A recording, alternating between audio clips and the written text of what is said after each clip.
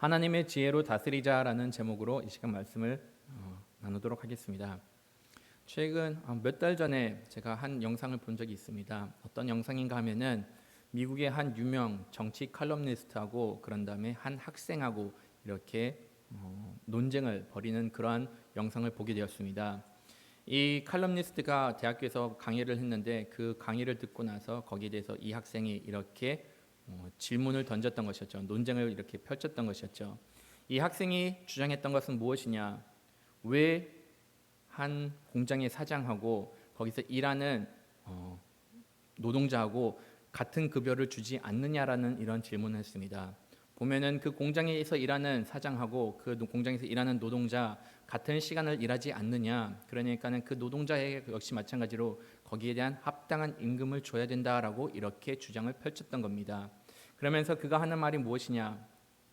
만약 공장이 있다고 할지라도 그 공장에서 아무리 많은 기계가 있고 아무리 많은 재료가 있다고 할지라도 그 공장에서 일할 수 있는 사람들이 없으면은 그 공장은 돌아가지 않는다라고 이렇게 말합니다. 일하는 일꾼들이 있어야지 그 공장에서 무엇을 생산하든지 간에 그것을 조립을 할 수가 있게 되고 기계가 돌아갈 수 있고 그런 다음에 수익이 생긴다라고 이렇게 설명을 하였습니다. 그래가지고 하는 말이 뭐냐? 결과적으로는 노동자 없이는 그 공장이 돌아가지 않으니까는 그 노동자들에게 거기에 대한 적합한 임금을 줘야 된다라고 이렇게 주장을 합니다. 특별히 사장이라고 더 주는 것이 아니라 같은 시간 일하는 만큼 일하는 시간만큼 거기에 대한 임금을 줘야 된다라고 이렇게 주장을 펼쳤던 겁니다. 물론 거기에 대해서 칼럼니스트도 답변이 있었습니다. 그 사람은 이렇게 그냥 간단하게 말을 했죠. 왜 사장이 돈을 더 많이 받아야 될 것인가? 왜 사장이라고 해서 더 많은 임금을 챙겨갈 수가 있는 것인가? 이것을 한번 생각해 보자고 이렇게 말했습니다. 우선 보면은 그 사장은 그 공장을 세우기 위해서 자기가 갖고 있는 전 재산을 털어넣습니다. 그 공장의 기계를 사들이고 그 공장의 부지를 사고 그 공장을 세우기 위해서는 본인 역시 마찬가지로 피땀을 흘려가지고 노력을 해가지고 그 돈을 모아가지고 그 공장을 세우게 되었다는 것이죠. 그렇게 공장을 세우고 나면은 당연하게 본인이 투자한 것들에 대해서는 다시 회수하는 것이 당연하다는 겁니다. 내가 100억을 들어부었는데 그 100억을 회수하지 못하고 같은 임금을 받는다고 하면은 거기서는 형평성이 떨어진다는 것이죠. 투자한 만큼 투자한 사람은 그만큼 가져갈 수 있는 권리가 있다라는 겁니다. 그것뿐만이 아니죠. 만약 내가 내 온 재산을 투자해가지고 그 공장을 세웠는데 만에 하나 그 공장이 망하게 되면은 누가 책임을 질 것인가라고 말을 합니다. 공장이 망하게 되면은 거기서 일하는 사람들 일자리를 잃어버린 것은 사실입니다. 하지만 그 이상의 손해는 일어나지가 않는다는 것이죠.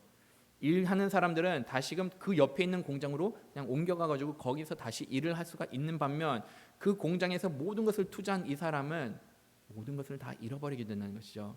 자기가 전 재산을 부어놓고 자기가 피땀 흘린 그 모든 것을 다 잃게 되니까는 그러한 위험 부담 때문에라도 이 사람은 사장은 더 많이 챙겨갈 자격이 있다라고 이렇게 이야기를 합니다.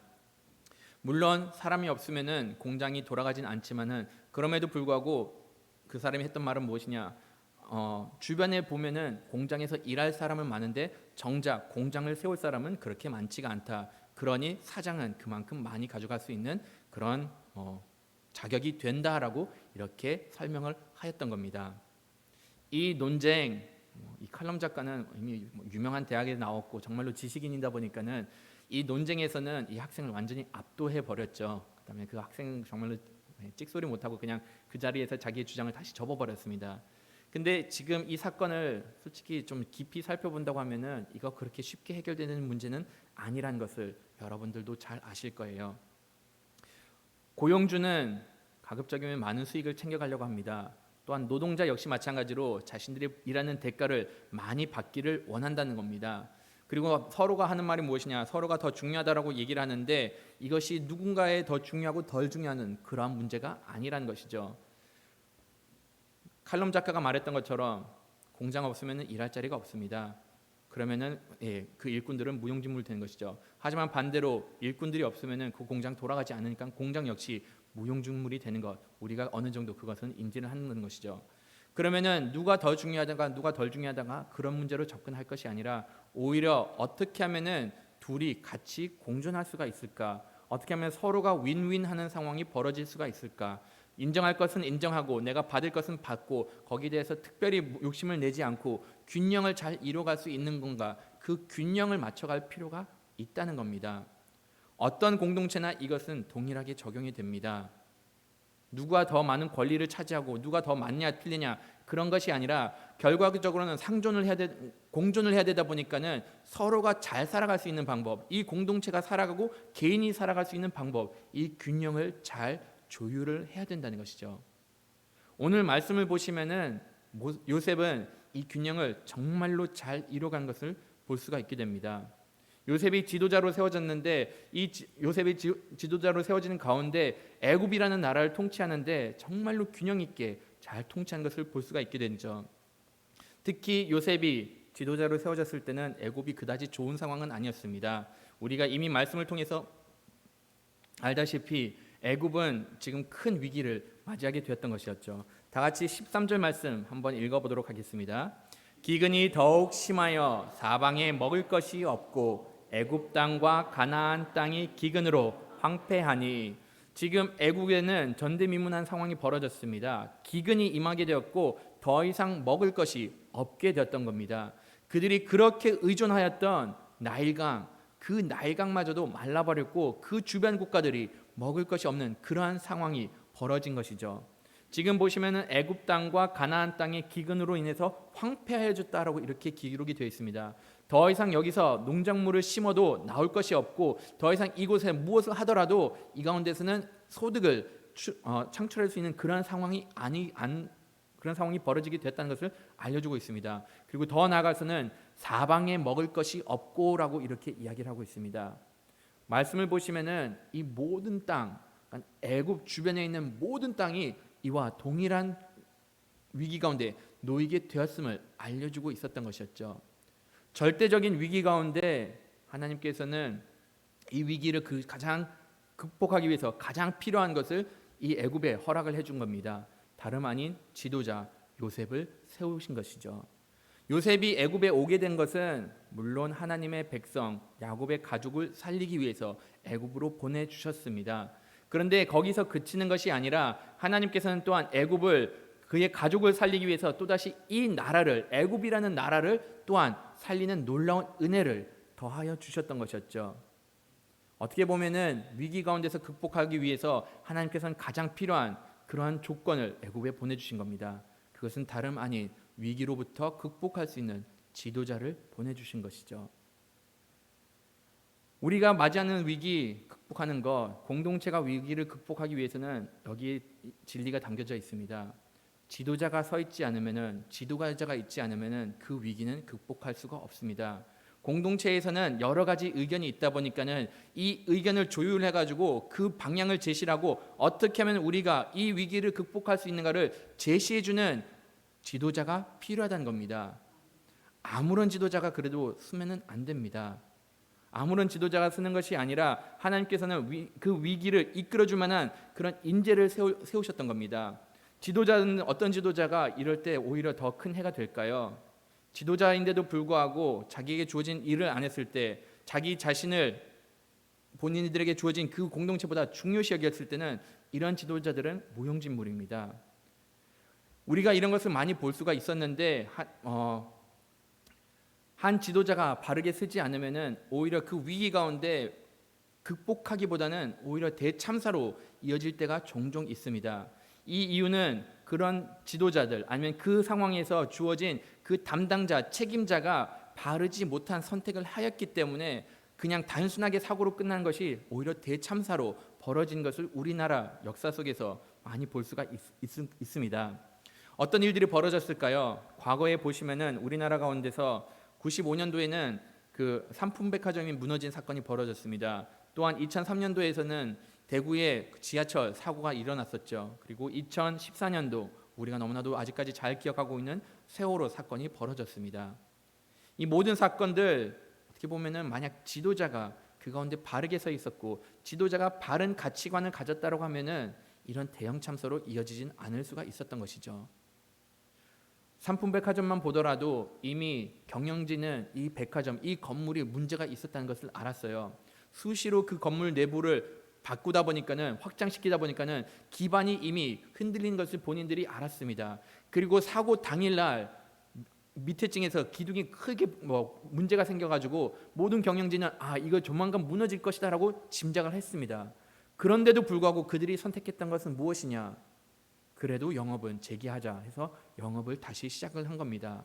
그리고 선택한 것은 그래 이 정도 부실한 거 우리가 나중에 와서 좀만 더 고치면 된다. 지금까지 잘해왔으니까 오늘도 버틸 것이다라는 생각을 하였기 때문에 영업을 개시를 했고 그 다음에 결과적으로는 그날 오후 상품배까지 무너져가지고 많은 사람들이 목숨을 잃게 되었던 것이었죠.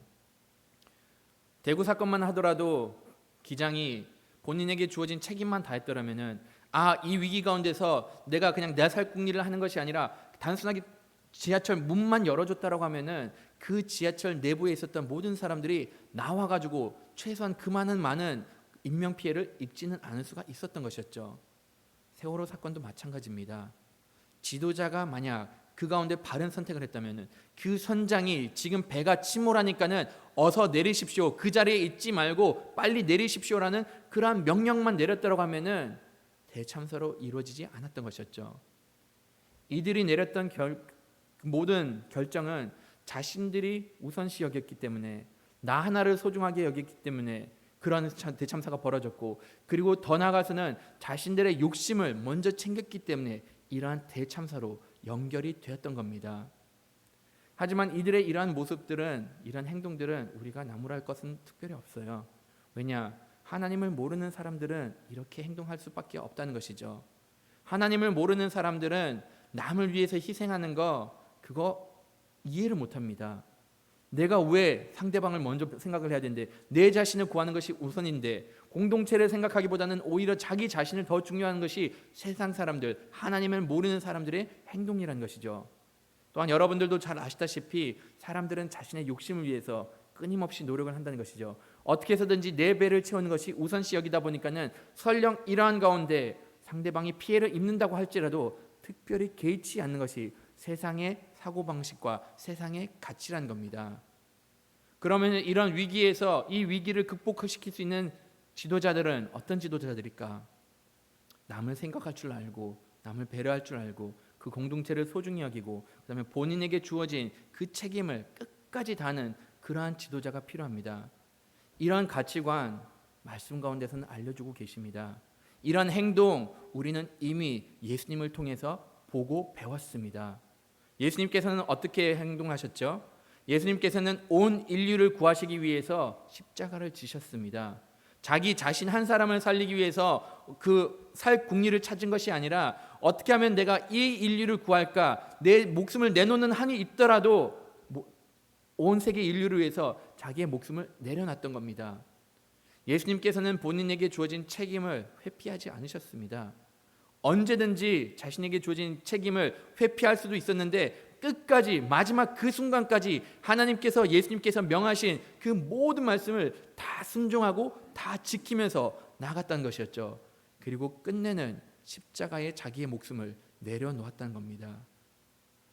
이것이 바로 필요한 지도자 상이었던 것이죠. 하나님께서 요셉을 세웠을 때는 바로 이러한 책임감 있는 사람을 세우셨습니다. 본인에게 주어진 일을 맡아 일하는 사람을 세웠고 무엇보다도 하나님의 가치관, 하나님을 경외하는 사람을 이 자리에 세웠던 겁니다. 요셉은 그래가지고 본인에게 주어진 일을 행했고 그런 다음에 더 나아가서는 하나님을 경외하는 가운데 애굽이라는 나라를 위기 가운데 이렇게 이끌어 나갔던 것이었죠. 하지만 하나님께서 요셉을 세웠을 때 단순하게 자기에게 마음에 드는 사람, 단순하게 자기 그냥 하나님만 잘 믿는 그런 사람을 세우진 않았습니다. 하나님께서 요셉을 세우셨을 때는 그만한 자격이 되는 사람을 준비를 시켰고 훈련을 시켜가지고 그 자리에 세우셨던 겁니다. 우리도 너무나도 잘 알다시피 요셉이 애굽으로 처음 오게 됐을 때는 노예로 팔려오게 됐습니다. 노예로 팔려와가지고 그는 어디에서 있었는가 하면은 보디발 집에서 일을 하게 됐습니다. 그가 열심히 일하다 보니까는 보디발은 그 집에 있는 모든 것을 관리하는 관리인으로 세웠습니다. 그래서 요셉이 담당했던 것은 무엇이냐? 그 집안에 있는 전반적인 일을 다 관리를 했던 것이었죠. 재무도 관리했고 그다음에 그 모든 농장들 모든 것들을 보디발 집에 있는 그 모든 것을 다 관리했던 겁니다. 하나님께서는 이렇게 관리 능력을 그에게 더해 주셨습니다. 거기뿐만이 아니라 요셉은 또다시 감옥에 가게 되었는데 감옥에서는 또 무엇을 하게 되었죠? 죄수들을 관리하게 되었습니다. 사람들을 관리하는 것을 또 거기서 배웠던 겁니다. 하나님께서는 요셉을 애굽의 지도자로 또한 야곱의 가족을 구하는 그러한 지도자로 세우기 위해서는 13년이라는 기나긴 시간 동안에 요셉을 훈련시키고 단련시켰던 겁니다. 재산을 관리하는 능력을 훈련시켰고 사람을 관리할 수 있는 그러한 훈련을 시켰던 겁니다. 물론 집안을 다스리는 것과 사람을 관리하는 것은 나라를 다스리는 것과는 좀 다를 수가 있지만은 이러한 가운데 하나님께서는 요셉에게 지혜를 더하여 주었다 보니까는 본인이 갖고 있는 하나님의 지혜와 본인이 받았던 그 훈련을 통해서 위기를 잘 대처해 나가는 것을 볼 수가 있게 됩니다.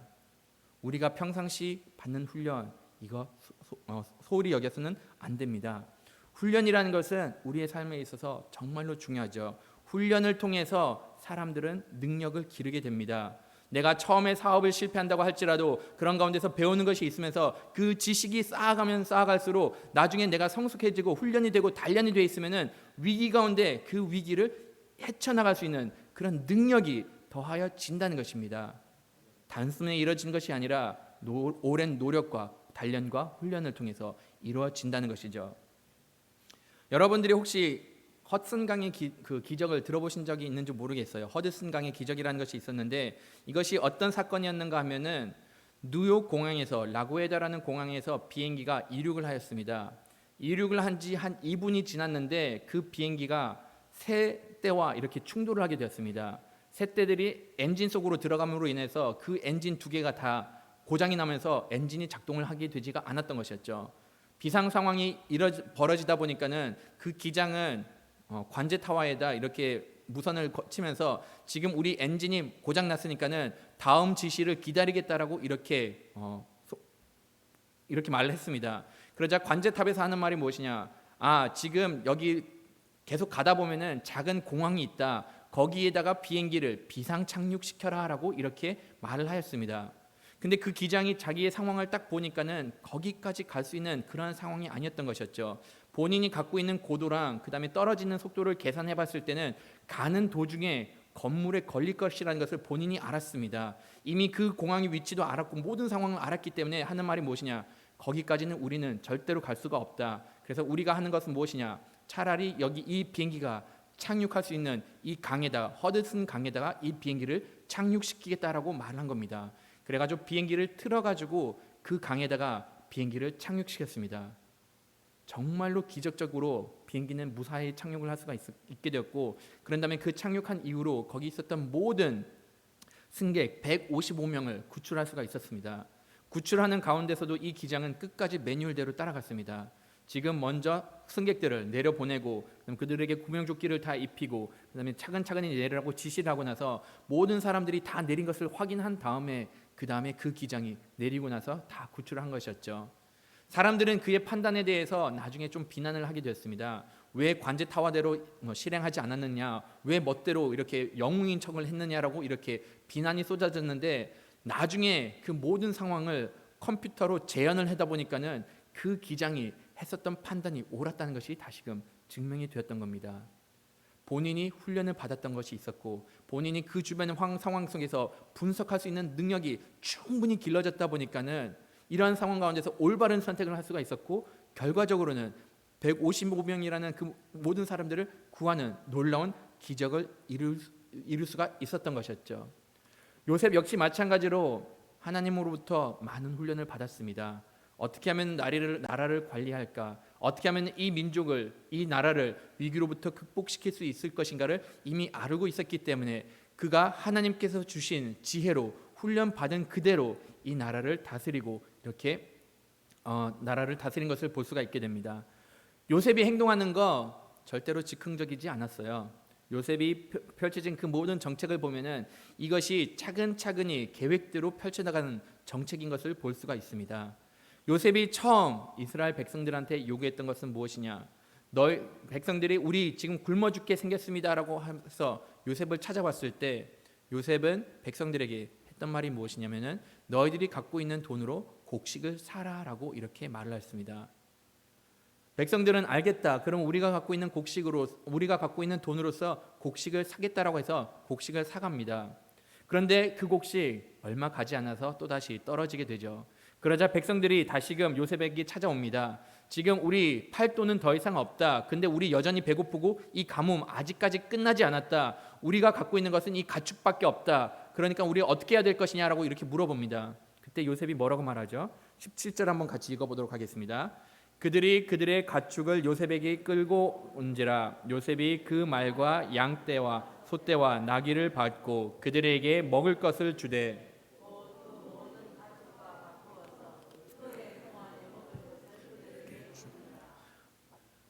요셉은 그들에게 요구했던 것은 무엇이냐? 너희들이 가축밖에 없냐? 그러면은 가축을 가져와라. 내가 그 가축을 사가지고 너희들이 한 해 동안 먹을 수 있는 그 곡식을 주겠다라고 이렇게 말을 합니다. 참 보면은 요셉이 행동하는 거 참 냉정하지 않나요? 요셉이 이렇게 펼치는 정책 참 냉혹하지 않나요? 지금은 백성은 굶어 죽어가는 가운데 있는데 지금 우리가 배고프다고 하는데 지금 상황은 좋아지지 않는데 이러한 가운데 곡식이 많은 이 국가로서 충분히 곡식을 그냥 줄 수가 있었는데도 불구하고 요셉은 하는 말이 무엇이냐? 사가라.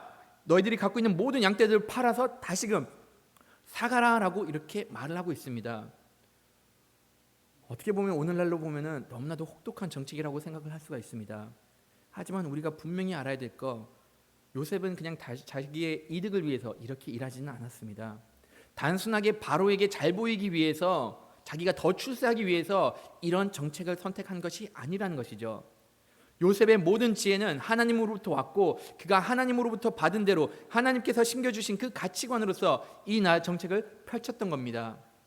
하나님께서 요셉에게 알려줬던 그것이 무엇일까요? 세상에는 공짜가 없다라는 것을 또한 알려준 겁니다. 많은 사람들이 그냥 베풀어주면 되지 않냐, 그 위기를 극복하는 것이 우선시 여겨야 되는 것이 아니냐라고 생각을 하는데 그것이 아니라는 겁니다.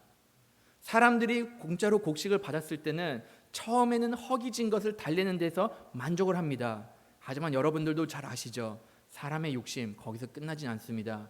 아무리 위기 가운데 처한다고 할지라도 허기진 것으로 그냥 끝나는 것이 아니라 내가 이제는 배부를 때까지 먹어야겠다는 것이 사람의 마음이라는 것입니다. 그렇기 때문에 요셉은 그러한 사람들의 성품을 알았기 때문에 여러분들이 먹고 싶으면은 거기에 대한 타당한 대가를 지불하라라고 이렇게 말을 한 겁니다. 한 해 한 해 먹을 수 있는 그런 모든 것을 제공하면서 그다음에 그들에게 있어서는 이런 모든 것에 대한 대가를 치르라고 말을 한 것이죠. 이런 것들 보면은 이미 우리 사회에서도 이미 경험한 것은 있습니다. 한때는 그냥 아프리카와 같은 그런 개발도상국에 대해서는 한없는 지원을 이렇게 한 적이 있었습니다.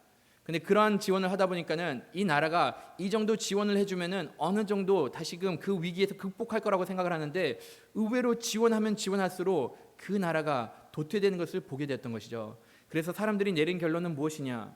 그냥 무한 지원을 하다 보면은 사람들이 그 지원을 온다는 것을 예상하기 때문에 자신들의 노력으로 인해서 그 위기를 극복하려는 마음이 생기지 않는다는 것을 그렇게 안다는 것을 깨닫게 되었습니다.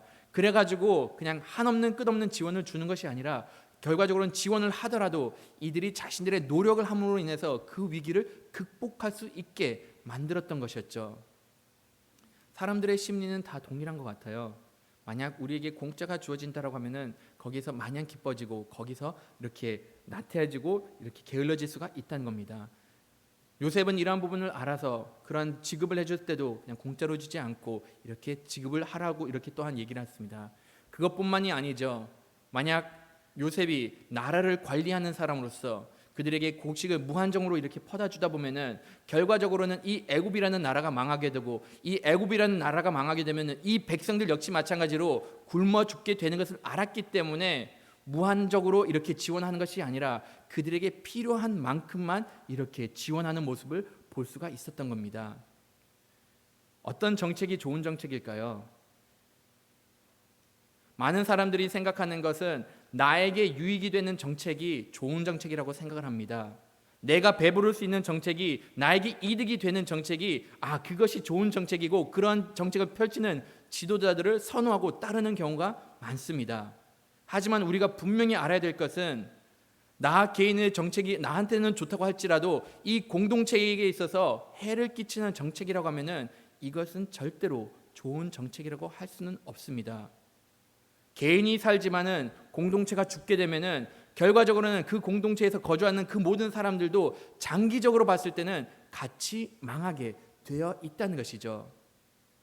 요셉은 이 모든 사실을 알았기 때문에 거기에 대해서 대처를 해 나간 겁니다. 그 한 해 필요한 먹을 만한 양을 주었던 것이었죠. 근데 이러한 모습 가운데서 정말로 요셉이 매정한 사람이었을까요? 그것은 아니었습니다.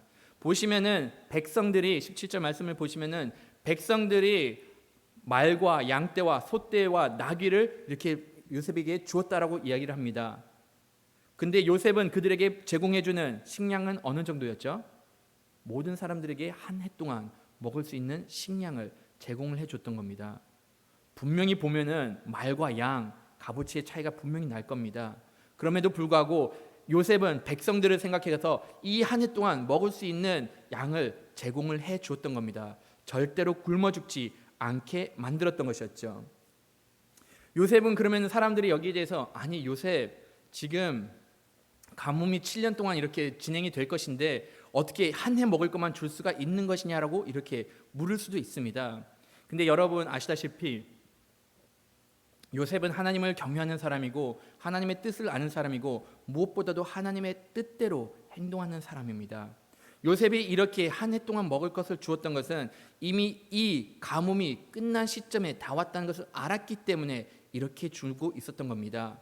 많은 신학자들이 이 시점이 어느 시점이 됐을까라고 생각을 하면은 바로 제6년째 가뭄이 제6년째 되던 그 해에 이런 정책을 펼쳤다라고 많은 신학자들을 보고 있습니다. 왜냐 나중에 보시면은 곡식을 줬는데 종자를 주면서 심으라고 하는데 가뭄이 계속됐다라고 하면은 종자를 심으나 마나인데 요셉은 지금 이 가뭄이 조만간 끝날 것을 알았기 때문에 한 해 먹을 것을 주었던 겁니다. 어떠한 정책을 펼친다고 할지라도 자기가 갖고 있는 지식과 자기의 뜻대로 정책을 펼친 것이 아닙니다. 하나님의 계획에 맞게 하나님께서 지금 이 나라를 이끌어가는 그 계획에 그 보조에 자신의 발을 맞추어서 하나님의 뜻 가운데서 정책을 펼쳐 나갔던 겁니다. 바로 이런 사람, 이런 하나님을 경외하고 하나님의 뜻을 따르고 본인에게 주어진 책임을 다한 지도자가 세워졌을 때 이런 위기를 극복할 수가 있게 된다는 것이죠. 무엇보다도 요셉처럼 이렇게 하나님을 경외하는 것, 이것이 중요하다는 겁니다. 하나님의 뜻을 아는 것이 중요하다는 겁니다. 그러면 이러한 가운데 정책을 펼칠 때는 다름이 아닌 하나님의 뜻에 하나님의 말씀에 거슬리지 않는 정책을 펼치는 것이 중요합니다. 설령 내 목숨을 내놓는 한이 있더라도 하나님의 뜻에 맞게 나라를 이끌고 공동체를 이끌어갈 필요가 있다는 것이죠. 제가 예전에도 한번 예화를 들었던 것이 있는데 어떤 예화 있는가 하면은 우간다 대통령에 대해서 한번 여러분들한테 말씀을 나눈 적이 있습니다. 이 우간다 대통령 신실한 크리스찬입니다. 신실한 크리스찬이다 보니까는 이 대통령이 나라의 법을 하나 정했을 때 반동성애 법을 정했던 겁니다. 반동성애 법, 만약 동성애 행위를 했을 경우는 여기에 대해서 엄격하게 처벌한다는 그런 법을 통과시키려고 했던 겁니다. 이러한 법을 통과시키려고 하다 보니까는 세계 많은 강대국가 지도자들이 여기에 대해서 협박을 놓기 시작했습니다. 특히 이때 당시 미국 대통령이었던 오바마가 아주 강력하게 협박을 했습니다. 당신이 만약 반동성애 그 법을 통과시키면은 우리가 이 나라에 지원하려고 했던 4억 불을 더 이상 지원하지 않겠습니다라고 이렇게 아예 협박을 했습니다. 4억 불이라는 돈, 4천억이라는 어마어마한 큰 돈입니다. 이 아프리카와 같은 이런 국가에서는 이 4천억 원이라는 되는 어마어마한 금액은 절대적으로 필요한 금액이었습니다. 근데 이 요엘이 모세빈이라는 이 대통령은 그런 가운데서 타협하지 않고 설령 우리가 이 원조를 받지 못하는 한이 있더라도 우리는 하나님의 법에 대해서 거슬리는 행동을 하지 않겠다라고 이렇게 말하면서 끝내는 그 반동성애법을 통과시켜 버렸던 겁니다. 이 사람은 했던 것은 무엇이냐? 신앙과 돈과 바꾸지를 않았습니다. 또한 하나님과 돈과 바꾸지를 않았던 것이었죠. 본인에게 주어져서 본인이 하나님을 경외하는 것이 얼마나 중요하다는 것을 알았기 때문에 이 나라의 위기를 이길 수 있게 하는 것은, 극복할 수 있게 하는 것은 오직 하나님 한 분이라는 것을 알았기 때문에 돈을 의지하기보다, 다른 이방 국가를 의지하기보다는 하나님을 의지하면서 본인의 위기를 이렇게 이겨나가는 그런 모습을 보였던 겁니다. 요셉 역시 마찬가지로 모든 정책을 펼쳤을 때는 하나님을 경외하는 가운데 펼쳤던 겁니다. 단순하게 백성들만을 이렇게 백성들의 비위를 맞춘 것이 아니라, 단순하게 자신들의 이익을 챙기는 것이 아니라, 이런 가운데서 하나님께서 보시기에 가장 선한 방법이 무엇인가를 선택하면서 그러한 정책을 펼쳤던 것이었죠. 그들은 가축으로서 곡식을 사갑니다. 그리고 한 해가 지난 이후로는 백성들이 다시금 요셉 앞에 나오게 됩니다. 요셉, 당신이 준 우리 곡식 다 떨어졌습니다. 우리가 이제 남은 것은 아무것도 없습니다. 우리에게 남은 것은 토지밖에 없고, 그런 다음에 우리의 몸밖에 없습니다. 그러니 우리의 몸을 종으로 받아주시고 우리의 모든 토지를 사서 우리에게 곡식을 주시옵소서. 곡식을 달라고 이렇게 말합니다. 그리고 또한 종자를 줘가지고 우리가 이 곡식을 심어가지고 우리가 우리 자급자족할 수 있도록 도와주세요라고 이렇게 다시금 요청을 합니다. 어떻게 보면은 요셉이 원했던 것을 다 이룬 것 같습니다. 다 같이 19절 말씀 한번 읽어보도록 할게요. 우리가 어찌 우리의 토지와 함께 주의 목전에 죽으리이까? 우리 몸과 우리 토지를 먹을 것을 주고 사소서. 우리가 토지와 함께 바로의 종이 되리니 우리에게 종자를 주시면 우리가 살고 죽지 아니하며 토지도 황폐하게 되지 아니하리이다. 백성들이 하는 말이 무엇이냐? 우리에게 종자를 달라고 이렇게 이야기를 합니다. 이 위기 가운데 우리 희생 치를 준비됐다. 이 위기 가운데 우리 일할 준비가 되었다라고 이렇게 이야기를 하고 있습니다. 단순하게 국가로부터 곡식을 받고 단순하게 편하게 살기보다는 우리가 어떻게 해서든지 희생을 치르고 우리가 이런 가운데 열심히 노동을 해가지고 이 위기를 극복해 나가겠다라고 이렇게 요셉에게 말한 겁니다. 또한 이들이 하는 말이 무엇이죠? 우리가 살고 죽지 아니하며 토지가 황폐하게 되지 아니하리이다라고 이렇게 말합니다.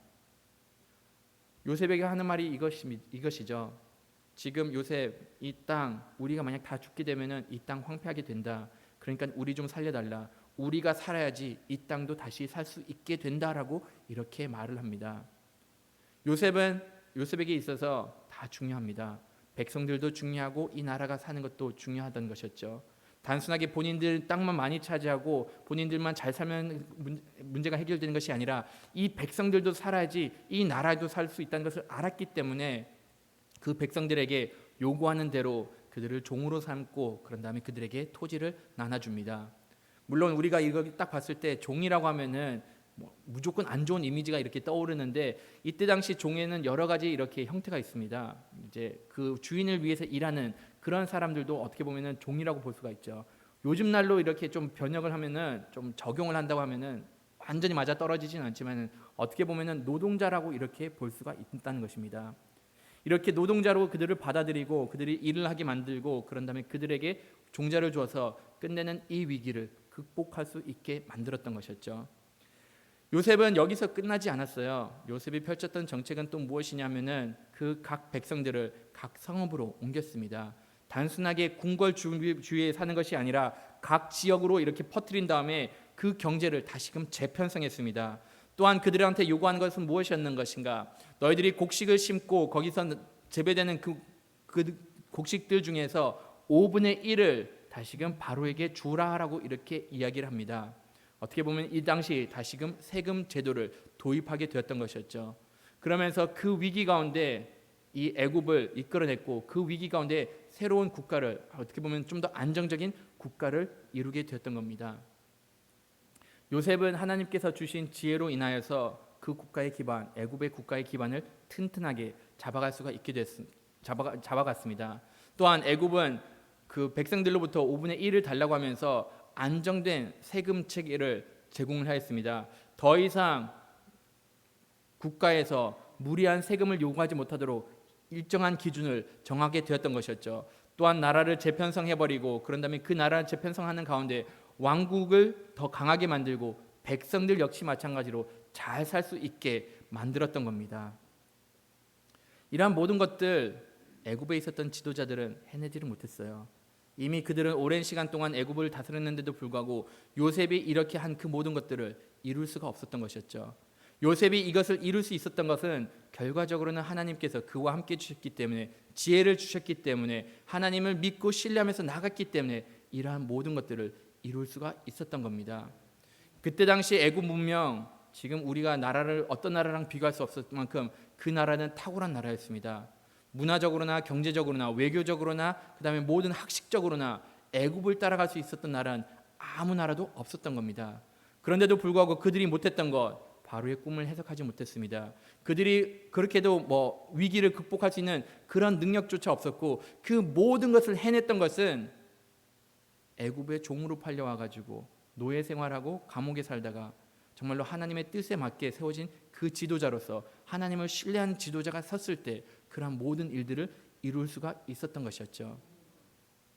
이런 모든 기반을 잡다 보니까는 애굽은 끝내는 강대국으로 성장을 하게 됐습니다.